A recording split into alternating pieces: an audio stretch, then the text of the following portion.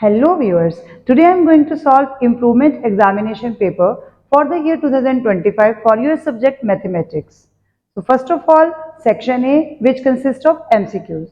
First MCQ is when polynomial x cube minus 3x square minus 6x plus 8 is divided by x plus 2. x plus 2 से divide करा तो remainder is 0. If remainder is 0, तो according to the remainder factor theorem क्या हो गया? x plus 2 is its factor. The probability of x plus 2 to be one of the factors of the given polynomial is, अगर उसने दे ही दिया कि reminder हमारे पास 0 बच रहा है, इट मीन्स x plus 2 उसका फैक्टर हो गया.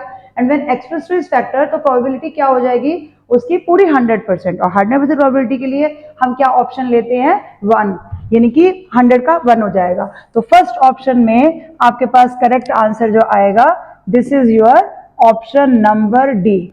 तो यहाँ पर आपके पास डी ऑप्शन करेक्ट है जिसमें 1 आ रहा है, यानी 100% प्रोबेबिलिटी कि उसका फैक्टर होगा. नेक्स्ट आ रहा है ट्राइंगल एबीसी एंड पीक्यूआर. अब हमने ए बी सी ड्रॉ कर लिया. This is A B C and PQR. Suppose this is PQR.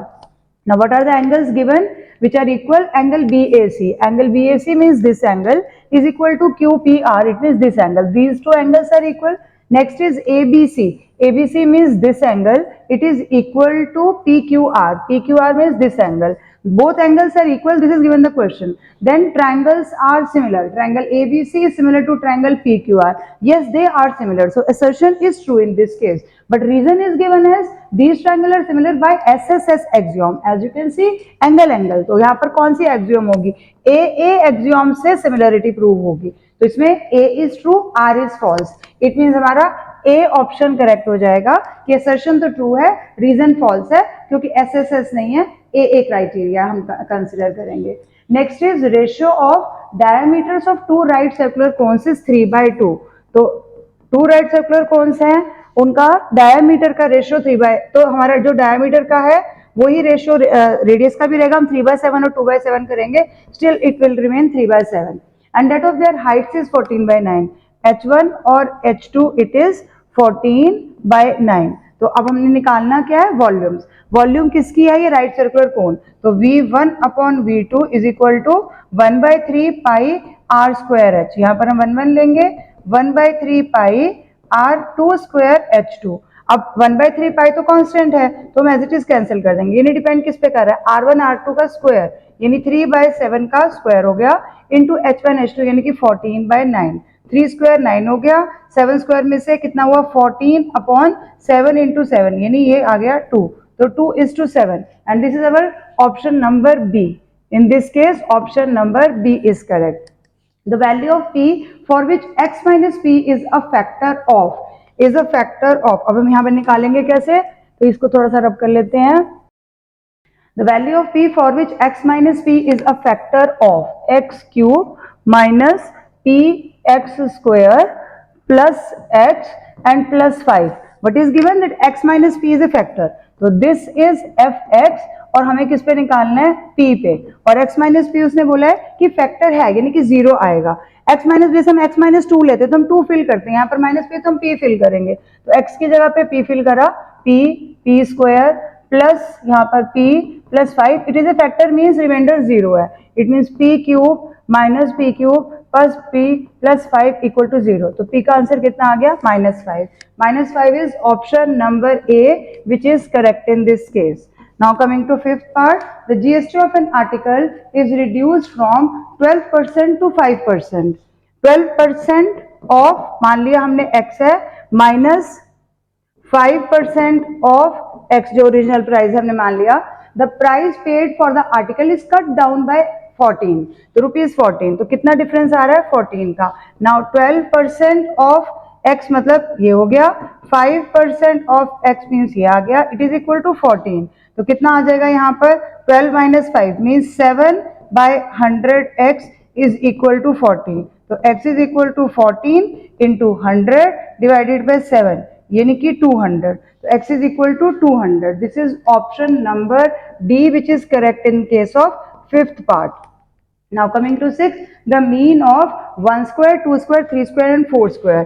1 square is 1, 2 square is 4, 3 cube is 27 and 4 की पावर 4 यानी कि 2 की पावर इसके अंदर आ जाएगा आपके पास 2 का स्क्वायर, तो कितना आ जाना चाहिए 256, तो इट इज 256 और डिवाइडेड बाय, क्योंकि हमने मीन ही लेना, 4 ही नंबर है तो divide by 4, it is 288 divided by 4, it means 7 and 2 72, and this is option number B which is correct in this case. Now coming to 8th part, now coming to 7th part, if 2x minus 15 is greater than 4x plus 9, तो 2x है minus 4x किया, 9 है plus 15 किया, कितना हो जाएगा minus 2x greater than 15 plus 9, 9 and 4 24 आ गया।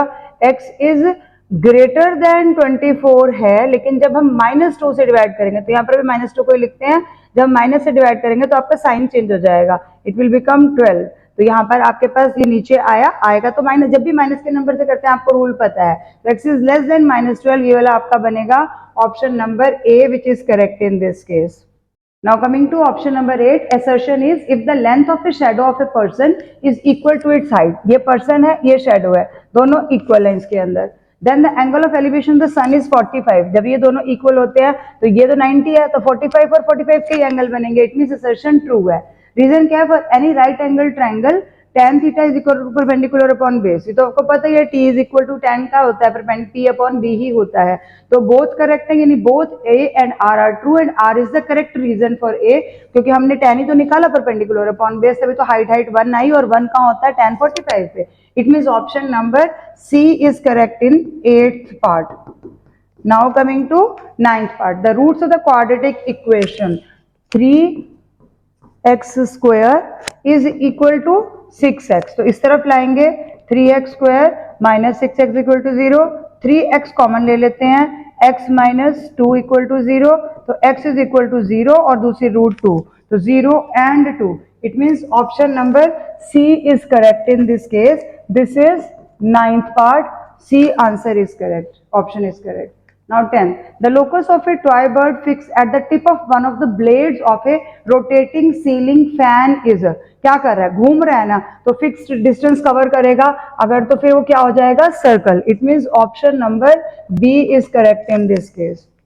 Now coming to 11th part, percentage return on ₹100, यानी कि फेस वैल्यू हमें 100 गिवन है, 12% शेयर यानी डिविडेंड का परसेंट आपको 12% गिवन है, share of A company bought at 4% discount, तो 4% डिस्काउंट किसके ऊपर होता है, आपका फेस वैल्यू पे, तो डिस्काउंट इतना आ गया, यानी कि मार्केट वैल्यू कितनी होगी, 4% ऑफ 100 निकालेंगे तो 4 रुपीज आएगा, इट मींस 100 माइनस 4 यानी कि 96 रुपीज उसकी मार्केट वैल्यू हो गई, तो परसेंटेज रिटर्न बताना है। अब रिटर्न परसेंट यानी जो हमारी इनकम होती है हमेशा वो मार्केट वैल्यू पे होती है, और जो डिविडेंड होता है वो हमेशा फेस वैल्यू पे होता है, तो रिटर्न परसेंट हमने निकालनी है, तो रिटर्न या प्रॉफिट परसेंट जो मर्जी कह सकते हो, अपॉन परसेंट का मतलब 100 हो गया, वो तो हम नहीं भी लिखेंगे तब भी चल जाएगा, मार्केट वैल्यू 96 है, इज इक्वल टू डिविडेंड 12% यानी कि 12 अपॉन 100 और फेस वैल्यू 100, ये 100 कैंसिल हो गया, r is equal to 1200 upon 96, आप कट करोगे तो आपको दिख जाएगा 12.5 है, यानी option number C is correct in this case. Coming to 12th part, if matrix A of the order 2/1 है, यानी कि 2/1 मतलब एक एक एंट्रीज के अंदर हो गई, और matrix B of the order 2/2 है, यानी कि 4 एंट्रीज हो गई। Now they are asking then the order of matrix A plus B होगा तो उसका ऑर्डर निकलेगा, ऑर्डर पॉसिबल ही नहीं है जब तक वो सेम साइज की नहीं होंगी, मैट्रिक्स को ऐड नहीं कर सकते हैं, तो option number D is correct in this case कि हम ऐड ही नहीं कर सकते हैं इस चीज को, क्योंकि एडिशन के लिए हमारे पास सेम डायमेंशन होनी जरूरी है, अगर सेम डायमेंशन ही नहीं होंगी तो आप ऐड कैसे करोगे उस चीज को, नहीं आएगा यहाँ पे। Coming to 13th part, in the joining diagram P Q is a tangent at A, अब यहाँ पर आपको दिखाई दे रहा है this is a circle, P Q is a tangent, A point पे टच कर रही है to the circle with centre O, if O A C is equal to 25, ये यहाँ पर गिवन है ओ ए और सी ने इनके नीचे जा रहा है जो, this angle is given as 25, centre से यानी कि ओ से आ रहा है यहाँ पे गिवन है, then A B C is, हमें कौन सा बताना है ए बी सी, यानी कि ये एंगल हमें बताना है कि what is the measure of this angle, तो अगर ये 25 है जो कि बाउंड्री पे बन रहा है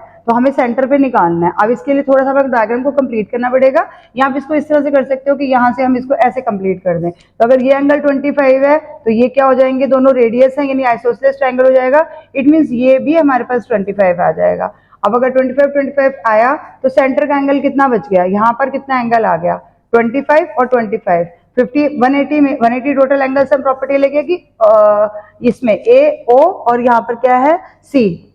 तो इसमें ट्राइंगल में लगाया हमने एओसी 25 यानी 50 माइनस हो गया तो कितना आया 130। अब 130 को ये 130 सेंटर पे बन रहा है और ये बाउंड्री पे बन रहा है एंगल एबीसी यानी उसका हाफ हो जाएगा। तो 130 का हाफ यानी कितना हो गया 2 6 और ये 65 यानी option number B is correct in this case. Now coming to 14th part.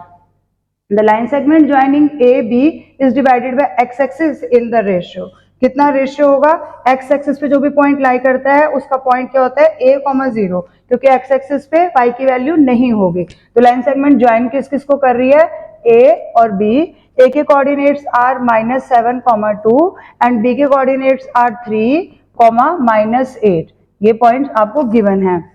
X axis किसने में डिवाइड करेगी, एक्स एक्सिस जा रही है मान लेते हैं तो कितना जाएगा a,0। तो रेशियो के लिए हमारा जो 0 वाला पॉइंट है उसको लेना ज्यादा इजी है और रेशियो में हम k और 1 ले लेते हैं। जब हमने k लिया तो हम y का ही पॉइंट कंसीडर करेंगे क्योंकि वही लेना है।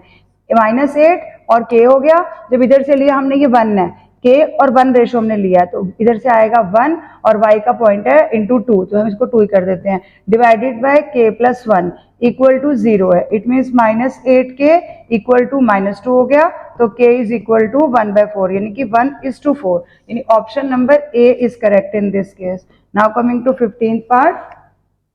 Mr. Rahul deposited 11,700 in recurring deposit account for 1.5 year। 1.5 year means 12 और 6 यानी कि 18 मंथ्स आ जाएगा। आपका n इसमें 18 आ गया। Amount deposited by him per month is, इतने पैसे डिपॉजिट किए हैं 11700 और डिवाइडेड बाय इसको आप करोगे 18 के साथ क्योंकि उन्होंने सिर्फ इतना ही पूछा है कि पर मंथ उन्होंने डिपॉजिट कितने पैसे किए थे। तो पर मंथ जो डिपॉजिट किए हैं वो हम इसको सिर्फ डिवाइड करके निकालेंगे। This is 650। Option number A is correct in this case क्योंकि आंसर डिवाइड करने के बाद आ रहा है 650। With this, all the MCQs are over. Section A, question number 2 is a retailer purchased an air conditioner for ₹30,000। तो ये उसका CP हो गया। He marked up its price by 20%। तो पहले हमने क्या लिखा, CP of air conditioner is equal to ₹30,000। ये CP आ गया। मार्क्ड अप प्राइस कितनी हो जाएगी, जितना उसने इंक्रीज किया है, और मार्क्ड अप प्राइस दी कितनी है हमारे को 20%।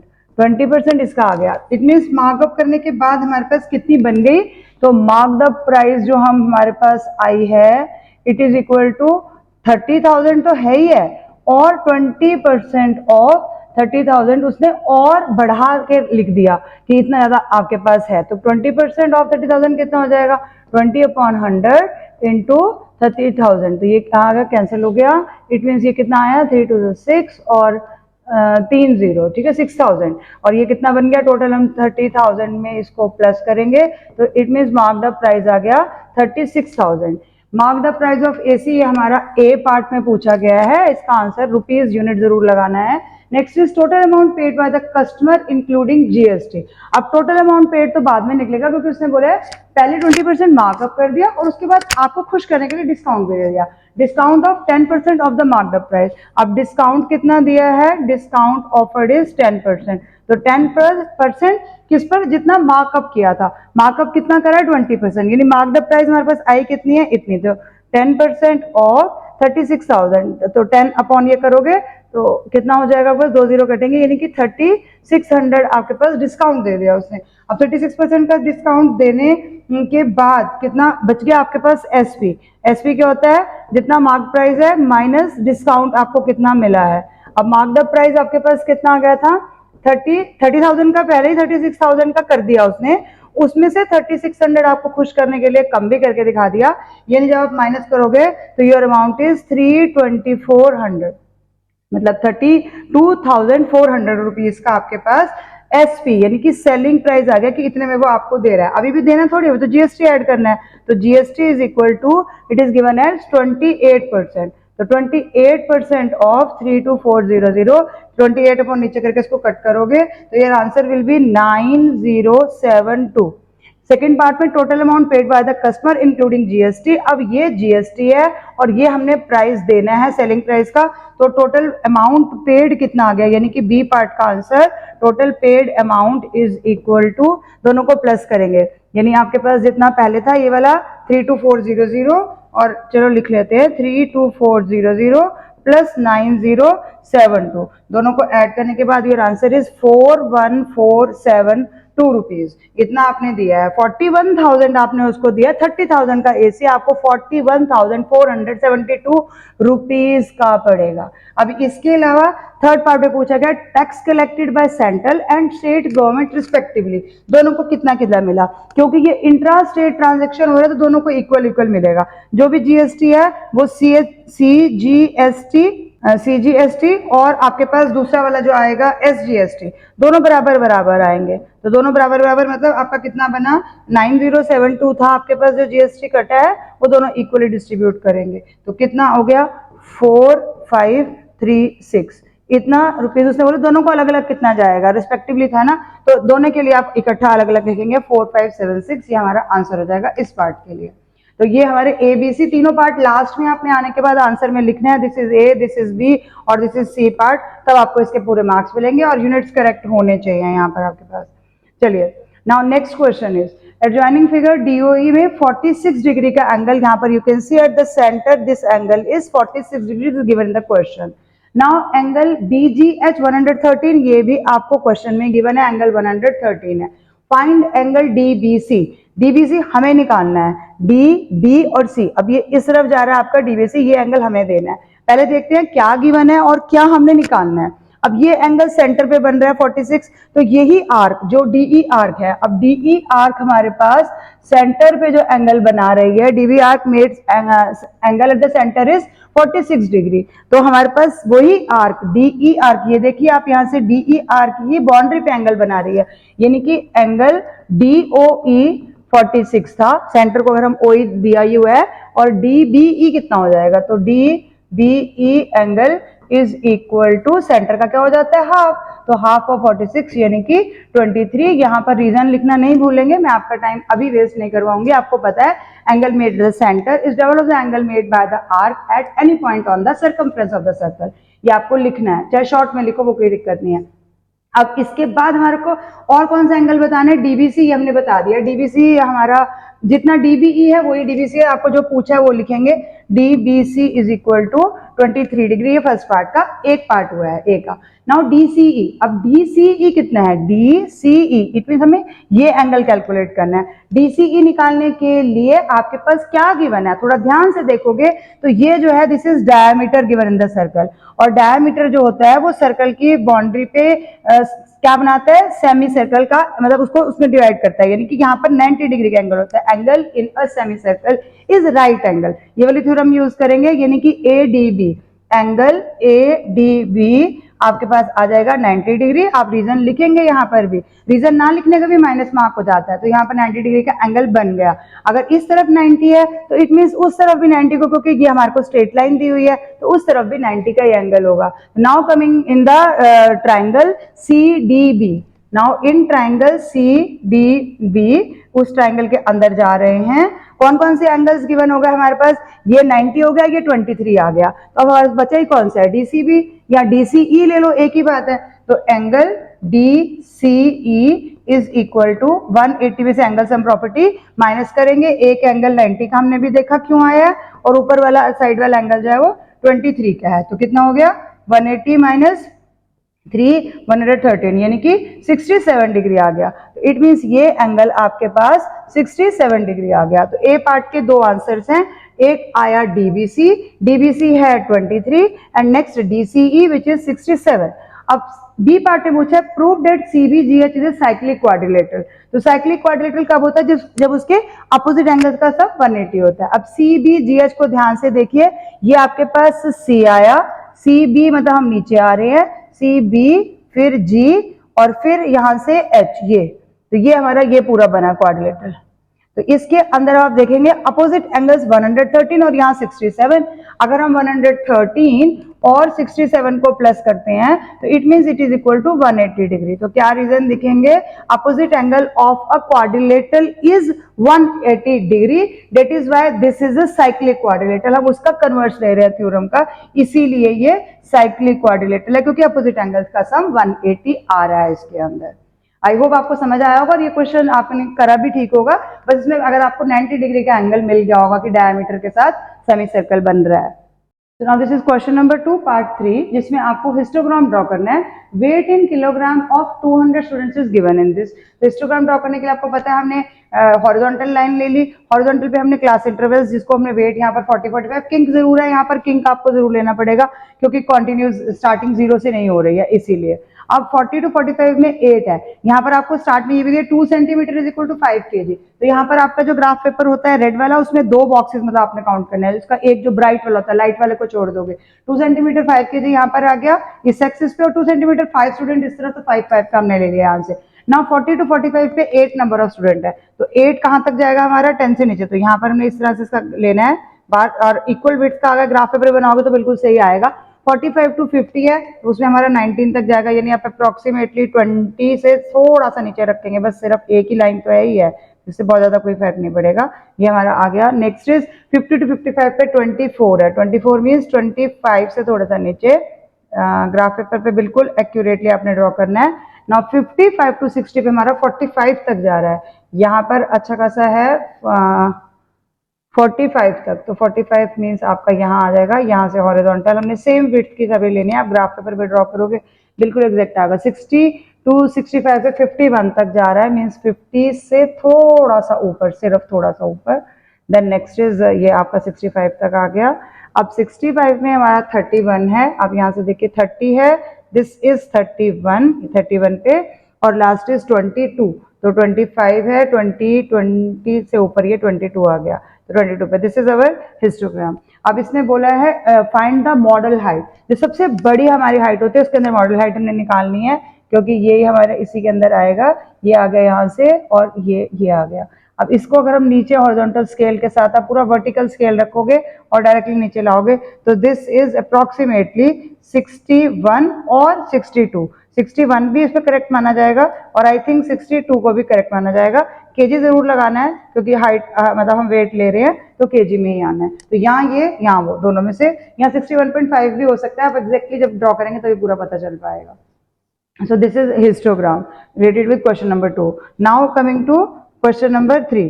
Question number 3 में हमारी requirement है trigonometry का question. Now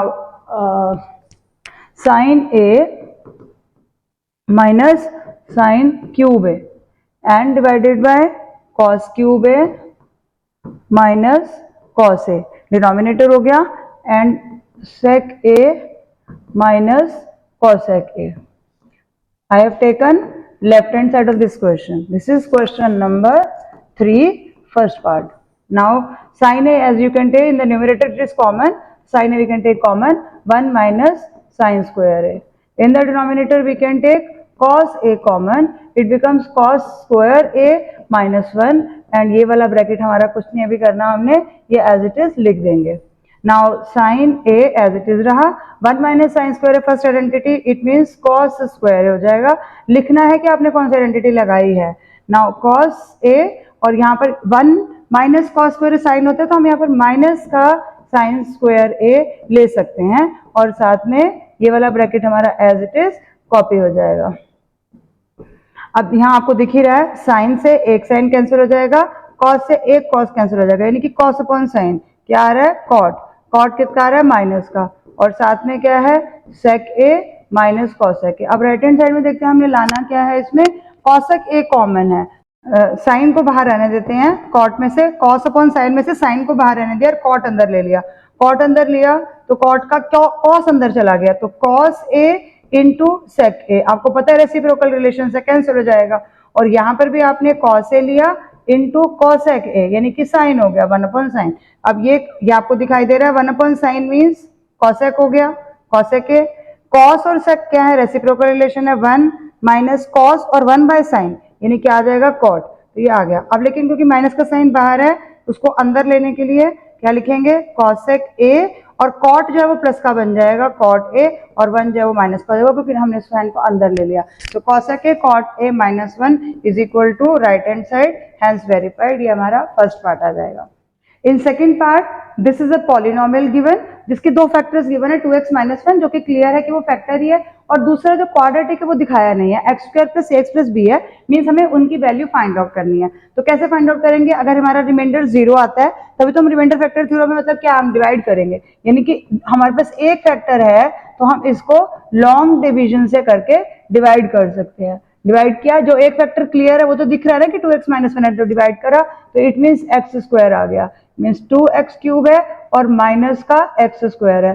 साइन चेंज किए, पैरा नंबर कैंसिल हो गया, -3 है और +1 है, इट मीन्स -2x² - 3x + 2। फिर आपने डिवाइड किया, आपके पास आया माइनस का x, इट मीन्स अब कितना हो गया -2x², और इसको किया तो ये आया प्लस का x, साइन चेंज किया प्लस माइनस, अगेन कैंसिल हो गया, यहाँ पर कितना आ गया -4x + 2, 4x को 2 से डिवाइड किया आपके पास आया -2, -2 मीन्स -4x हो गया, और -1 और ये मिल गया +2 हो गया, इट मीन्स यहाँ पर आपका जाकर रिमाइंडर 0 हो गया। क्वाड्रेटिक पॉलिनोमियल हमारे पास आया x² - x - 2। अब इसको कंपेयर करो +ax और +b के साथ, इट मीन्स आपका a कितना आ रहा है -1 और b कितना आ रहा है -2, क्योंकि प्लस की वैल्यूज गिवन है तो a और b का ये आंसर आ जाएगा। Hence factorise the polynomial. पूरी तरह से फैक्टराइज करने के लिए आपको ये क्वाड्रेटिक भी सॉल्व करना पड़ेगा कि क्वाड्रेटिक की वैल्यू कितनी आ रही है। क्वाड्रेटिक को सॉल्व करने के लिए x² - x - 2 है, यानी हमें मल्टीप्लाई करने पे -2 आना चाहिए और प्लस माइनस पे ये, तो -2 क्या है -2x हो गया और +1x हो गया और -2, इट मीन्स x हमने कॉमन लिया x - 2, फिर +1 कॉमन लिया x - 2, x - 2 एक फैक्टर हो गया, x + 1 दूसरा फैक्टर हो गया, और तीसरा फैक्टर हमें क्वेश्चन में गिवन है 2x - 1, तो ये हमारी कंप्लीट फैक्टराइजेशन हो जाएगी गिवन पॉलिनोमियल की, यानी कि सेकंड पार्ट के लिए। Now coming to next part. Now this is our third part in which first is write down the coordinates of point A, B, C and E। अब A point हमारा यहाँ है जिसपे X का point क्या आ गया यहाँ पर 0 है, क्योंकि Y एक्सिस पे लाई कर रहा है, और Y एक्सिस का क्या आ गया -4, तो 0, -4 हमारा A का पॉइंट आ गया। देन B हमारा कहाँ पर लाई कर रहा है, X एक्सिस का यहाँ पर आ रहा है 3 और Y एक्सिस का यहाँ पर आ रहा है -2, तो 3, -2 ये B के कोऑर्डिनेट्स हो गए। C और E, C तो X एक्सिस पे ही लाई कर रहा है, तो इट मीन्स 1, 0 ये हमारे C के आ गए, और लास्ट में पूछा है E के लिए, E Y एक्सिस पे लाई कर रहा है, तो Y एक्सिस पे X का पॉइंट 0 है, तो 0, 1 Y की पॉजिटिव एक्सिस पे है, ऊपर ही है, तो ये चारों पॉइंट्स आ गए हमारे पास। Name and write down the coordinates of the image of B under reflection in X axis.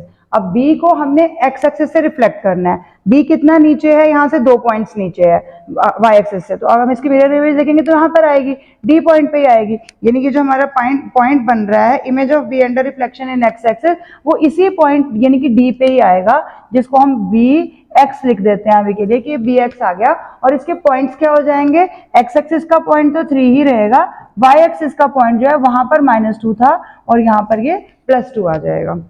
Name and write the coordinates of the image of D under reflection to the origin.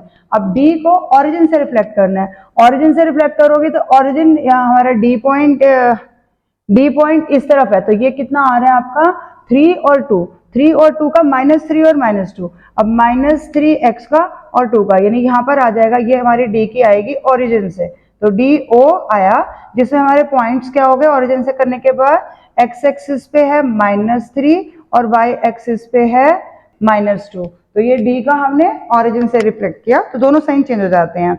Which point is the image of A under reflection on the line BH। अब A है, A point का BH line, BH means ये वाली आपकी line आ गई, इससे reflect करके A का इमेज कहाँ आएगा, A इससे कितना है 2 यूनिट्स नीचे है, तो 2 यूनिट्स ऊपर जाएगा, यानी उसका रिफ्लेक्शन कहाँ पर आ जाएगा, O पॉइंट पे आ जाएगा, तो इसका आंसर हो गया O, यानी कि 0, 0। ओरिजिन का तो 0, 0 आपको पता ही है, तो वो A की हो जाएगी BH से, तो ABH करके आप लिख सकते हैं। Now name the closed figure AB, यही वाली फिगर मांगे आई थिंक, AB से लेकर CD की तरफ जा रहे हैं, B से हो गया C, then D, then E, F, E, FGH।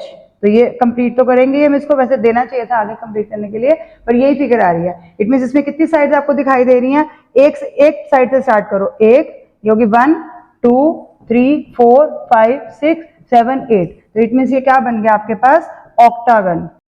Octagon means आप 8 साइडेड फिगर भी इसके लिए लिख सकते हो, आप ये वर्ड भी लिख सकते हो, आपको पूरे नंबर मिल जाते हैं। 8 साइडेड पॉलीगन।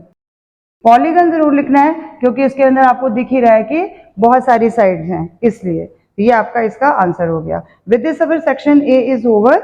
आई होप मैंने जो आपको सॉल्यूशंस दिए हैं आपके बहुत सारे आंसर्स करेक्ट होंगे। Thank you for watching till the end.